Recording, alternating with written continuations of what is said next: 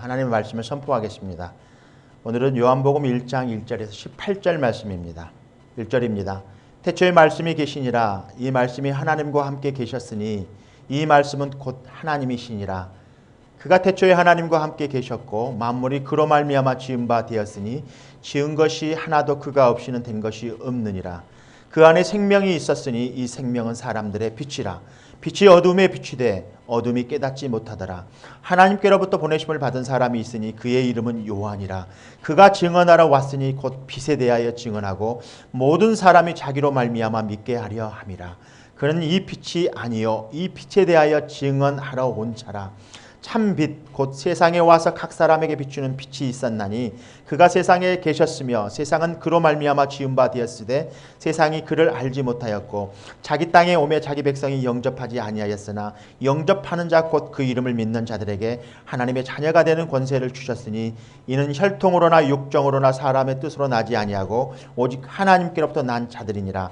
말씀이 육신이 되어 우리 가운데 거하심에 우리가 그의 영광을 보리라.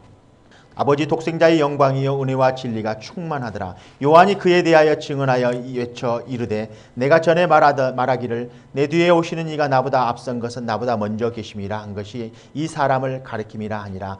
우리가 다 그의 충만한 데서 받으니 은혜 위에 은혜라라. 율법은 모세로 말미암아 주어진 것이요 은혜와 진리는 예수 그리스도로 말미암아 온 것이라. 본래 하나님을 본 사람이 없으되 아버지 품속에 있는 독생하신 하나님이 나타내셨느니라. 아멘. 네, 오늘의 말씀은 제목을 아들의 영광이라는 말씀의 제목으로 다시 한번 저번 주 말씀을 이어서 말씀을 전하도록 하겠습니다. 다시 한번 이 앞주의 말씀들을 좀 점검해 보도록 하겠습니다.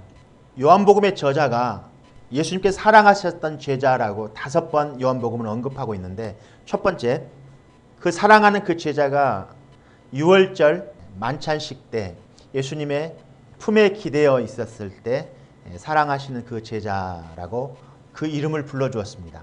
두 번째, 십자가의 자리에서 그 사랑하는 제자, 여기까지는 예수님이 살아계셨을 때 요한이 그 사랑하는 제자라는 이름의 호칭을 들었을 때였습니다. 그리고 나서 예수님께서 십자가에 죽으시고 무덤에 묻혀서 이제 무덤에서 예수님이 사라져 버렸습니다. 그럴 때 마리아가 그 소식을 알려주었을 때 베드로와 이 사랑하는 제자가 열심히 뛰어서 무덤에 달려가던 장면, 요한이 베드로보다 훨씬 빨리 그 무덤에 달려가는 것들을 보게 됩니다. 네 번째입니다. 이제 그 예수님께서 부활하셔서 이제 육체의 몸이 아닌 영의 모습으로 부활하셨습니다. 다시 살아나셨습니다. 그 모습으로 바닷가에서 이 요한이 첫 번째로 예수님을 알아보고 분별하는 장면입니다. 그리고 5번째입니다. 처음 유월절 때 예수님의 품에 기대었던 그 사랑하는 그 제자가 그 마지막까지 예수님의 사역을 따르면서 예수님과 함께 그 길을 걸어갔던 그 사랑하는 그 제자가 바로 요한복음 21장을 통해서 말씀하고 있습니다. 그래서 이 5번의 그 사랑하는 제자, 그 제자는 바로 요한임이 확실합니다. 그의 가족사를 보면은 아버지는 세베데요, 어머니는 살로메의 자녀입니다. 형제 야고보가 있고 예수님의 어머니 마리아와 이 살로메는 자매입니다. 그러니까 이 요한은 예수님과 이종 사촌간입니다. 가족입니다. 예수님의 친척입니다. 이 요한의 성품을 보면은 성격이 사납고 굉장히 성급합니다. 그리고 굉장히 이기적인 것들을 보게 됩니다. 그 어머니 살로메를 보면은 예수님이 살아계셨을 때 자기 자녀 요한과 야고보를 예수님이 이 땅에 왕으로 오셨기 때문에 이 왕이 되시면 내 아들을 하나는 왼편에 하나는 우편에 자기 자리에 앉혀달라고 간청하는 장면들을 통해서 이 살로메 어머니의 이기적인 모습과 자녀들의 이기적인 모습을 볼 수 있습니다. 요한은 마지막 노후에 예배소를 저술하고 난 이후에 반모섬에서 도미티안 황제가 기독교를 박해할 때 반모섬에서 노후를 보내게 되는데 그때 요한 1서, 2서, 3서, 요한계시록을 쓰게 됩니다. 기록 연대는 AD 85년에서 90년대 이 요한복음이 기록되어졌다라고 말씀하고 있습니다. 그렇다면 공관복음인 마태, 마가, 누가, 복음의 세 복음서의 이후에 요한복음은 기록되어진 것을 볼 수 있습니다. 기록 목적은 요한복음 20장 31절을 통해서 이렇게 기록하고 있습니다. 오직 이것을 기록함은 너희로 예수님께서 하나님의 아들 그리스도이심을 믿게 하려 하며 또 너희로 믿고 그 이름을 힘입어 생명을 얻게 하려 함이니라 라고 말씀하고 있습니다. 기록 목적은 이때 대상이 누구였는가? 헬라인들이었습니다. 헬라인. 그런데 그때 당시에 반기독교적인 영주주의가 이 복음을 흐리고 있었습니다. 그 반기독교적인 영주주의들은 이원론 사상을 가지고 있습니다. 그래서 영적인 것들은 선한 것이고 물질은 악한 것이다 라고 생각하고 있었습니다. 그래서 오늘 본문의 말씀을 통해서 요한복음 1장에 나와 있는 말씀들을 보면은 말씀이 어떻게 육신 가운데 들어올 수 있냐는 겁니다. 그리고 어떻게 태초에 말씀이 함께하고 있었는가라는 문제, 또 빛과 어둠의 문제를 비교하면서 또 대조하면서 어떻게 하면서 이 선한 것이 영적인 것이 우리 안에 육적인 것 안에 들어올 수 있는 영접하는 것에 대해서 말하고 있습니다. 빛과 어둠, 선과 악 이렇게 대조하면서 복음을 이 헬라인들에게 변증합니다. 신학적으로. 그래서 다른 복음서들보다 다르게 신학적인 부분이 많이 들어있고 변증의 요소들을 많이 띠고 있습니다. 특별히 이 헬라인들은 로고스, 이 말씀을 헬라어로 로고스라고 합니다. 로고스. 한번 따라서 해볼까요? 로고스. 우리 헬라어 단어 하나 이렇게 배우게 되는 겁니다. 로고스. 말씀이라는 말입니다. 그들은 헬라 사상은 이 말씀을 이성으로만 생각했습니다. 그러나 이 헬라어는 말씀입니다. 말씀. 태초에 말씀이 계시니라. 태초에 말씀이 계시니라. 그래서 이 로고스 사상을 통해서 그들에게 이 땅에 오신 그 영이신 선하신 빛이신 하나님이 어두움 가운데 이 악한 가운데 어떻게 오게 되었는가를 신학적으로 변증하면서 말씀의 로고스 사상을 통해서 그들에게 변증하는 것입니다. 그래서 이번 주부터는 이제 기록 목적까지 우리 이 앞주에 말씀을 선포했습니다. 오늘부터 공관복음과의 차이점입니다. 공관복음은 마태복음, 마가복음, 누가복음을 공관복음서라고 합니다. 마태복음은 마가복음, 누가복음은 우리 신문을 비교하면은 매일매일 나오는 일간 신문지입니다. 모든 것을 기록했다는 것입니다. 그러나 이 요한복음은 특별히 시사적인 것들만 기록했습니다. 그러니까 공관복음과는 조금 차이를 보입니다. 특별히 마태복음은 족보에 대한 이야기를 기록하고 있습니다. 아브라함의 믿음에서부터. 마가복음은 그리스도의 복음의 시작부터 기록하고 있습니다. 누가복음은 예수님의 탄생 부분부터 시작합니다. 그럼 요한복음은 창세 전에 독생자 아들 예수 그리스도가 하나님과 함께 하셨다. 거기서부터 시작합니다. 그리고 독생자이신 아들 예수 그리스도가 이 땅에 오셨다는 얘기를 기록하고 있습니다. 공생의 특징들을 보면은 마태복음, 마가복음, 누가복음, 요한복음, 마태, 마가, 누가복음은 무대가 어디냐면 갈릴리입니다. 거의 70% 이상 80%가 거의 갈릴리에서 예수님의 사역이 이루어졌습니다. 이 요한복음만 특별히 예루살렘의 무대를 설정하고 있습니다. 마태복음, 마가복음, 누가복음, 공관복음은 하나님의 나라에 대해서 설교를 합니다. 예수님께서. 그러나 이 요한복음은 그 예수 그리스도 그 자신에 대해서 변증합니다. 그리고 하나님과 예수님과의 관계가 어떠한가를 변증합니다. 그리고 예수님과 사람들과의 관계를 변증합니다. 특별히 이 공관복음서는 비유들이 많이 나옵니다. 비유. 마태, 마가, 누가는 비유의 말씀들이 많이 나옵니다. 그러나 이 요한복음은 대화하는 장면들이 많이 나옵니다. 그리고 강화, 설교가 많이 나옵니다.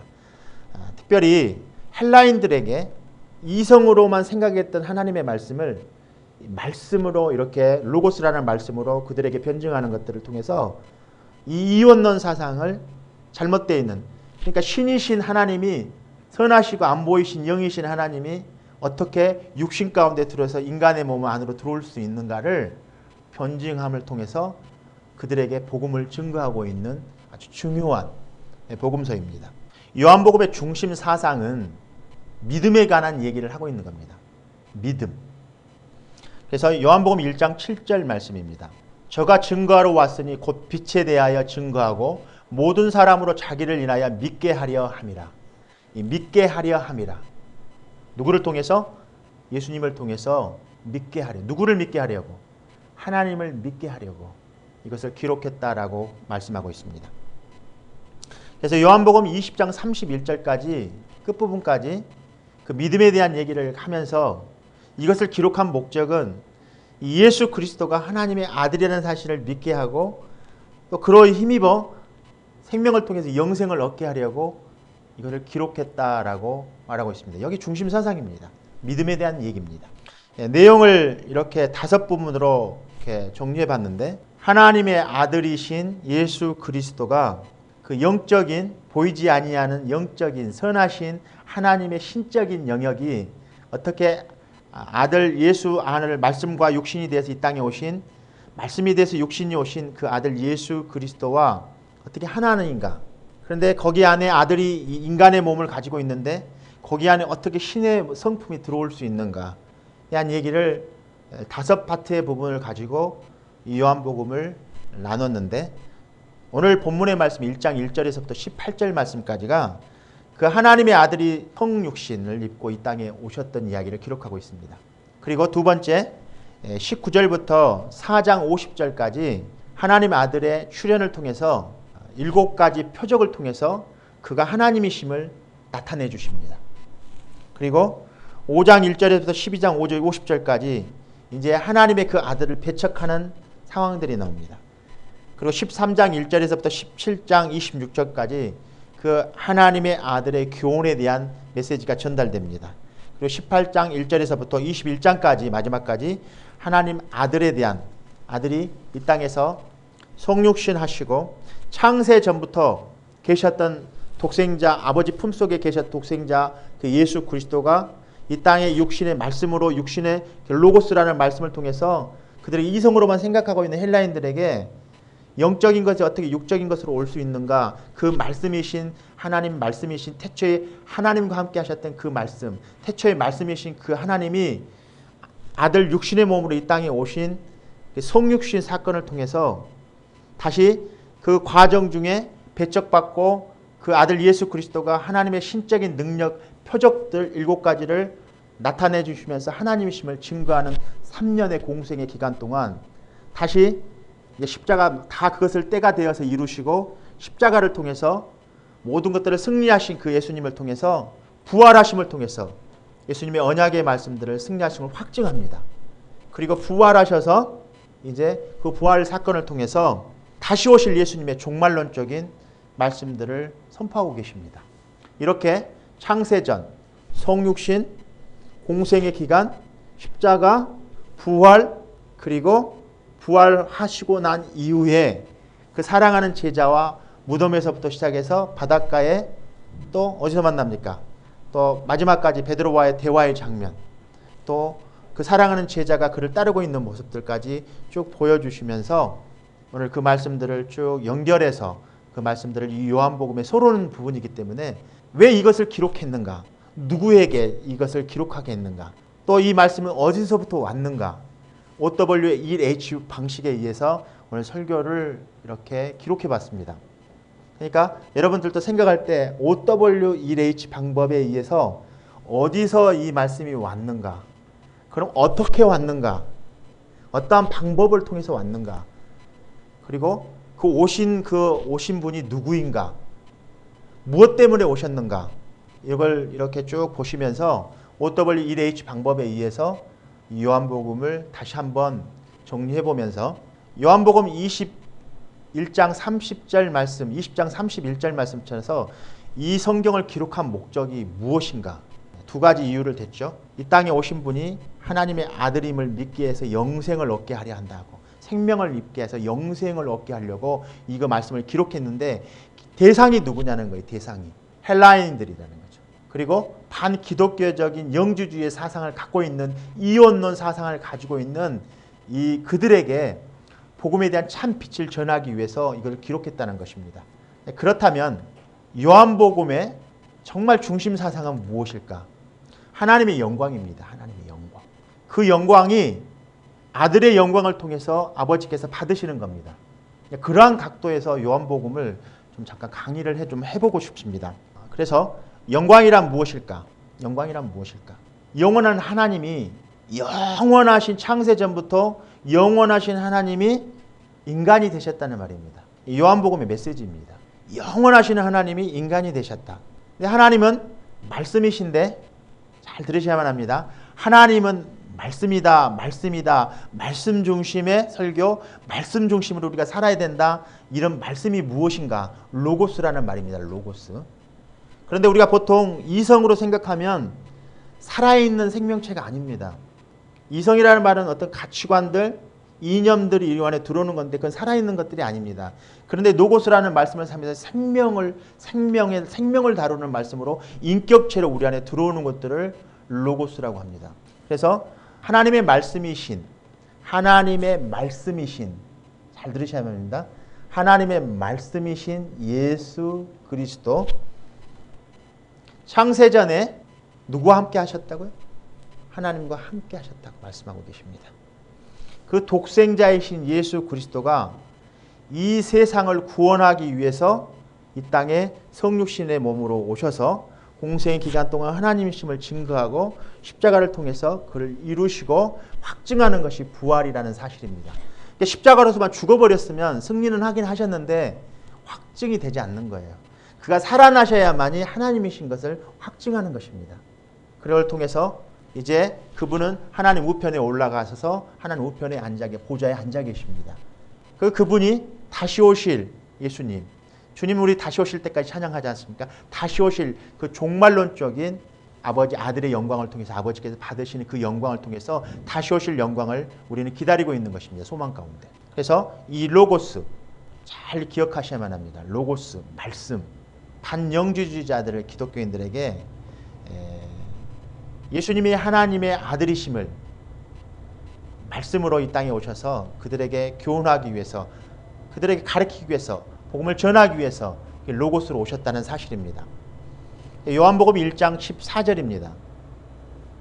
말씀이 육신이 되어 우리 가운데 거하시며 우리가 그 영광을 보니 아버지의 독생자의 영광이요 은혜와 진리가 충만하더라. 말씀이 육신이 되어. 자, 그렇다면 성경을 기록한 최종 목적이 무엇인가? 하나님의 영광을 위해서다. 그렇다면 하나님의 영광이 무엇인가? 히브리어는 카보드라고 하고, 카보드, 헬라어로는 독사라고 합니다. 독사. 그러면 하나님의 영광이 무엇이냐는 겁니다. 마태복음 6장을 보면은 주기도문이 나옵니다. 우리 여기 주기도문 다 암송하시나요? 주기도문 한번 해볼까요? 그럼 한번 펴보시죠. 성경을. 앞부분을 한번 펴보십시오. 주기도문을 여기 성경의 제일 앞부분을 펴보면 하늘에 계신 우리 아버지 이름이 거룩히 여김을 받으시오며 나라에 임하옵시며 뜻이 하늘에서 이룬까지 땅에서도 이루어지이다. 마지막입니다. 대개 나라와 권세와 영광이 아버지께 영원히 있사옵니다. 하늘에 계신 우리 아버지. 아버지는 어디에 계십니까? 아버지는 하늘에 계십니다. 이 땅은 하늘과 땅으로 구분되어 있습니다.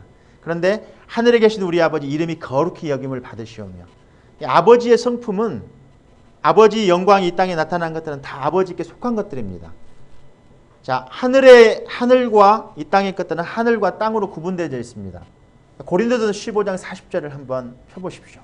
고린도전서 15장 40절을 한번 펴보십시오. 고린도전서 15장 40절을 보면은 바울은 이렇게 기록했습니다. 하늘에 있는 형체가 있고 땅에 있는 형체가 있다. 그런데 하늘의 영광이 따로, 하늘에 있는 형체가 따로 있고 하늘에 있는 영광이 따로 있고 땅에 있는 영광이 따로 있다라고 선포하고 있습니다. 고린도전서 15장 40절입니다. 하늘에 속한 형체도 있고 땅에 속한 형체도 있으나 하늘에 속한 것은 영광이 따로 있고 땅에 속한 것은 영광이 따로 있다고 말하고 있습니다. 하늘과 땅으로 구분되어져 있다는 말입니다. 하늘에 있는 것들은 무엇입니까? 하나님이 계시고 또 누가 있습니까? 천사들이 하늘에 있습니다. 지금 예수님도 하늘에 계십니다. 땅에 있는 것들이 무엇입니까? 자, 창세기를 한번 우리 다시 한번 펴보겠습니다. 창세기. 창세기를 한번 펴보겠습니다. 창세기를 보면 태초에 하나님이 천지를 창조하시느니라. 땅이 혼돈하고 공허하며 흑암이 깊음 위에 있고 하나님의 신은 수면에 운행하시니라. 하나님이 가라사대 빛이 있으라 하심에 빛이 있었고 그 빛이 하나님이 보시기에 좋았더라. 하나님 빛과 어둠을 나누사. 자, 요한복음으로 넘어가 보겠습니다. 태초에 하나님이 천지를 창조하시니라. 태초에 말씀이 계시니라. 이 말씀이 하나님과 함께 계셨고 창세기는 태초에 하나님이 천지를 창조하셨다고 말씀하고 있습니다. 하나님이 천지를 창조했다고 말하고 있습니다. 그런데 요한복음은 태초에 말씀이 계시니라. 이제 태초에 말씀이 계셨다라고 말씀하고 있습니다. 누구에게 이걸 설명하기 위해서? 헬라인들이 이성으로만 생각하고 있는 헬라 철학에 대해서 신학적으로 변증하고 있는 겁니다. 태초에 하나님이 천지를 창조하셨는데 태초에 말씀이 계시니라. 이 말씀이 하나님과 함께 계셨다고. 그러면 말씀은 하나님과 함께 하신 분입니다. 그렇죠?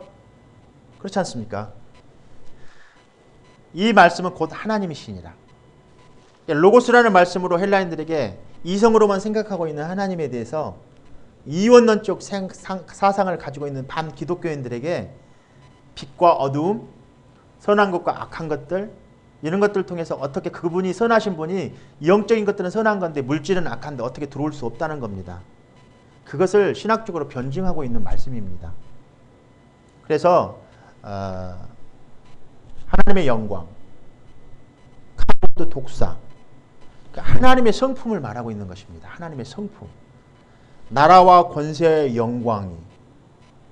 하나님의 나라의 왕이 누구이십니까? 하나님이십니다. 이 땅의 왕이 누구이십니까? 하나님이십니다. 하늘과 땅의 주인은 하나님이십니다. 그분이 가지고 있는 명예, 하나님만이 가지고 계신 성품들, 거룩, 존귀함들, 구약에서는 빛의 광채신이라고 말하고 있습니다. 광채, 빛난 광채. 변화산 사건을 통해서도 하나님의 빛난 광채를 통해서 우리가 눈에 볼 수 없을 정도로 환한 하나님의 영광을 바라봤던 이사야가 하나님의 보좌에서 천사들이 거룩하다 거룩하다 하나님을 존귀히 여겨드리는 그 영광의 광채이신 하나님의 본체, 그래서 본체라고 말하고 있는 거예요. 하나님은 보이지 아니하시기 때문에, 빛 가운데 거하고 빛의 광채이시기 때문에. 근데 하나님의 그 속성은, 성품은 거룩하시다는 겁니다. 그것이 하나님의 영광을 말하고 있는 것입니다. 그 영광이 영원 전부터 영원 후까지 변함이 없으시다는 거예요. 그래서 바울은 로마서 1장에서 23절에서 썩어지지 않을 하나님의 영광이라고 말씀하고 있습니다. 우리 인간은 무한하지 않습니다. 우리 인간은 유한합니다. 언젠가는 죽는다는 말입니다. 그러나 하나님은 죽음도 없으시고 영원 전부터 영원 후까지 영원하신데 한결같다는 말씀입니다. 그 하나님의 영광이란 이 영광을 신학자 리차드스는 이렇게 말하고 있습니다. 하늘의 땅 위에 나타난 하나님의 임재가 시각적으로 이해되어지고 표현되어지는 것들을 영광이라고 말한다. 영광이란, 우리가 하나님께 영광 올려드린다고 막 박수 치지 않습니까? 우리 한번 하나님께 영광의 박수 한번 올려드리겠습니다. 근데 그 영광이라는 게 뭐냐는 거예요. 하나님은 눈에 보이지 아니하세요. 빛의 광채이세요. 성품으로 따졌을 때 거룩하세요. 그분이 이 땅에 어떻게 오셨는데, 그래서 이 고린도전서는 하늘에 있는 영광이 따로 있고 형체가 따로 있고 땅에 있는 형체가 따로 있다는 겁니다. 그래서 하늘의 영광이 따로 있고 땅의 영광이 따로 있다는 말씀을 하고 계시면서 히브리서 말씀은 이렇게 말하고 있는 거예요. 영광의 광채이시다. 하나님의 영광의 광채이신데 본체이시다는 거예요. 그 본체가 형상의 모습으로 이 땅에 왔다는 거예요. 그래서 하나님이 사람에게 들어오면 그 존귀한 명예의 영광이 우리 안에 들어오는 겁니다. 그분이 영광이 누구에게 오면, 아들 예수 그리스도에게 오면 아들의 영광을 통해서 나타나시는 겁니다. 그래서 이 땅에 하나님께서 아들의 영광을 가지고 아들이 이 땅에 그 하나님의 영광을 덧입고 이 땅에 오신 거예요. 그래서 형상의 모습으로. 그래서 아버지는 영광의 광채이기 때문에 본체시라고 말씀하고 계시면서 형상의 모습으로 온 것이 이 땅에 두 가지로 나타났습니다. 그게 무엇입니까? 아버지의 형상이, 본체의 영광이 이 땅의 형상의 모습으로 나타났는데 창세기는 하나님이 천지를 창조하시느니라 라고 말하고 있습니다. 어떠한 방법으로 이 땅에 그 천지가 창조되었을까? 이 로고스, 계시에 의해서 이 땅에 하나님의 말씀을 선포하심으로, 명령하심으로 그렇게 된 겁니다. 그래서 칼빈은 이렇게 말하고 있어요. 우리가 하나님의 현재의 모습을 아는 때이다 라고. 우리가 하나님의 영광이 이 땅에 오는 것을 아는 때가 우리가 영광을 아는 것이라고 말하고 있어요. 벵겔은 이렇게 말하고 있어요. 하나님의 현시다. 하나님이 나타나셨다는 겁니다. 그런데 특별히 칼빈은 로고스, 이 말씀으로 왜 묘사했을까? 이렇게 기록하고 있어요. 하나님의 아들이 말씀으로 묘사되었는데 첫 번째, 예수님이 하나님의 영원하신 지혜와 지식을 갖고 있다는 겁니다. 그리고 두 번째, 그의 목적에 대해서 생생한 형상이기 때문에 라고 말하고 있습니다. 하나님의 영광의 본체의 광채시요 형상의 모습으로 이 땅에 오신 분이 하나님이시라는 겁니다. 그런데 왜 말을 통해서 이 땅에 왔을까? 한번 생각해 보십시오. 여러분들의 말은 여러분들 안에 가지고 있는, 내 속에 가지고 있는 잠재되어져 있는, 내재되어져 있는 생각이 말을 통해서, 언어를 통해서 이 땅에 나타납니다. 그것이 여러분들이 가지고 있는 생각이 말을 통해서 이 땅에 나타나는 겁니다. 이게 로고스 사상입니다. 이게 아직 발출되지 아니한 생각이 내재되어 있는 것들이 이 발출된 언어를 통해서 이 땅에 나타난다고 성경의 주석가는 말하고 있습니다. 잘 생각해 보십시오. 하나님의 성품 거룩이, 하나님이 가지고 있는 내재되어 있는 것들이 말을 통해서 이 땅에 나타나는 것이 하나님의 말씀으로 독생자 예수 그리스도와 함께 이 땅에 오신 것입니다. 그래서 말씀이 육신이 되었다는 말은 하나님이 말의 생각과 이런 것들을 가지고 계심으로, 그 말을 선포하심으로, 언어로 말씀을 선포하실 때 방법이 무엇입니까? 하늘에서 이 땅에 내려오는 것은 그 계시를 통해서, 말씀을 선포하심을 통해서 누구에게? 사람에게 영감을 주어서 그것을 기록하게 했다는 것이고, 또 하나님의 생각이 말을 선포를 통해서 이 땅에 창조의 역사가 이루어진 것입니다. 그래서 요한복음 말씀처럼 창세기 말씀이 다시 요한복음으로, 어느 한편의 창세기 말씀은 요한복음의 그림자입니다. 창세기 말씀을 그대로 갖다가 요한은 그것을 변증하고 있는 것입니다. 태초에 하나님께서 천지를 창조하셨는데 요한복음은 태초에 말씀이 계시니라 그 말씀이 그렇게 말씀하고 있는 거예요.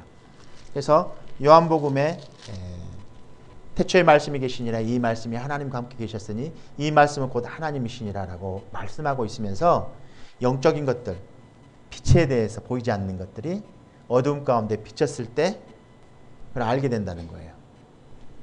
그래서 창세기 말씀도 어두움과 공허와 흑암과 가운데 빛이 임했을 때 천지가 창조되는 것들을 기록하고 있는 것입니다. 잘 이해되지 않을 수도 있습니다. 여러분들이 좀 어려울 수 있습니다. 이 부분이. 그러나 요한복음을 바라보시면서 왜 이렇게 기록되어졌으며 누구의 대상이 누구이며 이 말씀되어진 이 로고스 말씀이라는 것이 왜 말씀하는가? 하나님의 생각, 성품이 이 땅에 나타난 것들입니다. 그래서 하나님의 만물을 통해서 이 땅에 나타나신 것들, 천지 창조입니다. 말씀이 육신이 되어 이 땅에 오는 것이 예수 그리스도이신 것입니다. 그래서 요한복음 1장 18절의 말씀을 한번 보시겠습니다. 본래 하나님을 본 사람이 없으되 아버지 품속에 있는 독생하신 하나님이 나타내셨느니라 라고 말씀하고 있는 것입니다. 그래서 로마서 1장 19절 20절 말씀을 이렇게 이는 하나님을 알만한 것이 그들 속에 보임이라 하나님께서 이를 그들에게 보이셨느니라 창세로부터 그의 보이지 아니하는 것들 곧 그의 영원하신 능력과 신성이 그가 만드신 만물에 분명히 보여 알려졌나니 그러므로 그들이 핑계하지 못할 때니라. 하나님께서 이 땅의 천지를 그가 가지고 있는 발출되지 않는 생각, 성품이 말씀의 언어를 통해서 말씀이신 로고스 말씀을 통해서 이 땅에 살아서 역사하는 겁니다. 그것이 하나님만 하실 수 있는 능력인 거예요. 하나님이 말씀하시면 그대로 이루어지는 것입니다. 여러분들 믿습니까? 그렇게 창세전에 오신 그분이 아버지와 함께 하셨다라고 성경은 기록하고 있습니다. 말씀이 육신이 되어서 이 땅에 오신 분이 그분이 바로 하나님이시라는 거예요. 예수님은 창세 전부터 아버지와 함께 하셨던 분입니다. 그런데 그 창세 전부터 아버지와 함께 하셨던 그분이 이 땅에 왜 내려와야 했을까? 그게 요한복음의 중요한 키워드입니다. 그래서 창세로부터 그의 보이지 아니하는 그의 영원하신 능력과 신성이 그가 만드신 만물의 영원히 보여 알려졌나니 그러므로 그들이 핑계하지 못할지니라. 결론의 말씀이에요. 그 하나님의 영광, 거룩하신 하나님, 사랑이신 하나님, 하나님의 영광은 딱 한마디로 정의한다면 저는 거룩하신 하나님, 존귀하신 그 하나님이 이 땅에 말씀 생각하고 있는 그 생각 속에서 그 생각이 언어를 통해서 계시를 통해서 말씀으로 이 땅에 선포되어지고 그대로 이루어졌던 역사가 바로 창조의 역사인데 이미 창조하기 이전에 오신 그 성육신의 그 예수 그리스도가 하나님과 같이 함께 하셨던 독생자이신 예수님이라는 말씀입니다. 그분이 하나님이라는 말입니다. 이 땅에 오신 말씀이 육신돼서 이 땅에 오신 그 예수님은 하나님이십니다. 그러면서 인간의 몸으로 이 땅에 오셨습니다. 왜? 우리 인간들은 하나님에 의해서 창조되어졌을 때 하나님을 영화롭게 해야만은 의무를 가졌습니다. 처음에는 그런 의무감을 잘 지켰습니다. 그러나 나중에 하나님을 원망하고 하나님을 모른다 하고 하나님 대신 우상을 숭배했습니다. 하나님을 경배해야 되는 인간의 의무감을 상실해버리고 우상을 숭배한 그것들 때문에 창세전에 계셨던 그분이 이 땅에 육신의 말씀이 육신의 몸을 이 땅에 오셔서 그것들을 다 죄를 해결해 주시러 이 땅에 오셨다는 사실입니다. 말씀이 육신이 돼서 이 땅에 오신 그 이유는 그 잃어버렸던 하나님을 영화롭게 해야 되는 그 백성들이 하나님께 영화롭게 해야 되는데 그것을 잃어버렸던 것을 되찾아주기 위해서 인간의 몸으로 오셔야만 그것이 가능했기 때문에 인간의 몸으로 이 땅에 오신 것입니다. 그래서 그분이 이 땅에 오셔서 그 십자가 사건을 통해서 모든 것들을 다 승리하셨습니다. 그리고 그 승리하신 그 주님께서 부활의 몸을 입으시고 모든 것들을 확증하시면서 다시 한번 우리들이 그 승리하신 예수님을 붙들면 모든 것을 되찾을 수 있는 것이라는 것을 우리들에게 알게 해주신 이 복음이 바로 이 요한복음의 진정한 복음의 핵심 메시지인 것입니다. 그것이 믿음을 통해서만 영접해 드릴 때 우리가 하나님 나라에 들어갈 수 있는 것입니다. 그리고 그 믿음을 가지고 다시 오실 그 예수님, 심판주로 오시는 그 예수님을 우리가 기다리고 소망할 때 우리는 그때 하나님 나라에 온전히 우리도 하나님 나라에 예수님과 함께 그 자리에 우리가 올라갈 수 있는 것입니다. 그래서 이 요한복음은 우리들에게 특별히 이렇게 그 아버지의 영광은 그가 가지고 있던 아버지께서 그 권세와 거룩을 누구에게 주셨습니까? 창세전에 함께 하신 아들 예수 그리스도와 예수 그리스도 안에 그것이 모든 것이 들어있다는 말입니다. 왕으로서만 가질 수 있는 권세, 죄를 사면해 줄 수 있는 권세, 이 땅을 다스릴 수 있는 권세, 이런 모든 것들을 아들 예수님에게 주셔서 그 아들의 영광을 받게 하셔서 결국 아들을 통해서 하나님을 믿게 하시려고 이 땅에 아들이 육신의 몸을 입고 이 땅에 오셨던 것입니다. 그 로고스라는 이 말씀을 통해서 헬라인들에게 이성으로만 생각했던 그들의 사고체계를 변증하기 위해서 신학적으로 이 요한이 이 말씀들의 요한복음 서론 1장 1절에서 18절까지 말씀을 통해서 창세기의 말씀을 그림자처럼 말씀을 인용해서 그들의 헬라인들에게 이 복음을 전하고 있는 것입니다. 오늘 여러분들 이 말씀을 듣고 있는 여러분들도 동일하게 여러분들의 믿음 체계가 지금까지 그런 이성 체계로만 이루어져 있다면 하나님의 말씀 관계, 예수님을 통해서 우리는 하나님의 말씀 관계가 우리 안에 형성되어서 하나님의 상이 예수 그리스도를 통해서 여러분들 안에 예수님 안에 그 지혜와 지식이 다 들어있으며 형상의 모습, 아버지의 형상의 모든 아버지 하나님의 모든 신성과 인성을 통해서 여러분들이 하나님을 우리가 예수님을 통해서 알 수 있고 우리가 경험할 수 있고 체험함을 통해서 우리 아들의 영광을 통해서 아버지께 우리가 영광을 올려드릴 수 있는 것입니다. 그렇다면 이제 그 아들의 영광을 통해서 이제 그 아들의 영광이 우리가 믿음을 통해서 그분을 영접해 드림으로써 우리 안에 예수 그리스도가 우리 안에 들어올 수 있는 것입니다. 그분이 우리를 다스려 주시고 그분이 우리를 통해서 우리가 통로가 되었을 때 아들의 영광이 우리를 통해서 나타나는 것입니다. 하늘의 영광은 아들을 통해서 이 땅에 나타났고 아버지께 영광 받으셨고 이제 그 아들을 통해서 우리가 영접해 드릴 때 오직 믿음으로만 영접해 드릴 때 우리 안에서 아들의 영광을 통해서 아버지께 우리도 동일하게 하나님께 영광을 올려드릴 수 있는 것입니다. 이제 다음 주에는 다음 요한복음 강해를 계속 이어져서 강해를 하겠습니다. 그렇다면 1장 1절에서부터 18절 말씀까지 여러분들에게 오늘 하나님의 기름 부으심과 영광의 그 축복이 말씀 관계에서 정말 로고스인 그 말씀 관계, 생명 관계로 여러분들이 나아가셔서 하나님께 영광 올려드리는 여러분들 되시기를 다시 한번 주님의 이름으로 축복해 드립니다.